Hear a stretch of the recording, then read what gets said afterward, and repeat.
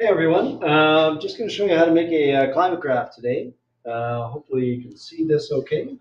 Um, so, a few things about climate graphs. We use standard colors and types of lines and graph or lines and bars, so that when we look at the graph, it's easy to pick out whether we're looking at precipitation or temperature.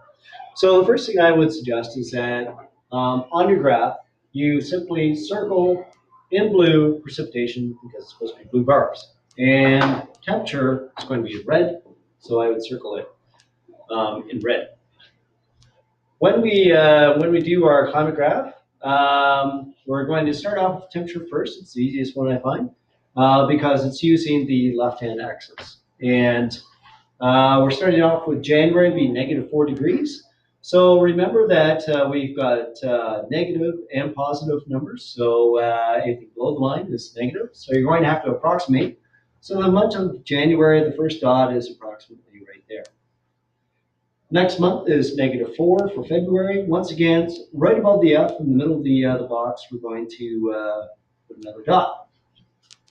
It gets a little bit warmer in March. Now it's 0 degrees, so it's going to be right on the line and right above the M. And eventually we are going to connect all of the dots. Precipitation is a little bit different and for some people more challenging because we're using the other side of the axis. So in the case of Toronto, the first month of January is 7 centimeters. So we look on the right-hand side here, 0, 4, 8. Well, it's less than 8, so it's a little bit less than that. So we're going to draw a bar across here. And then I can't use this with the smartboard, but you're going to use a ruler and draw a nice straight line down. Each one should be even width, and then shade it all in blue. All right.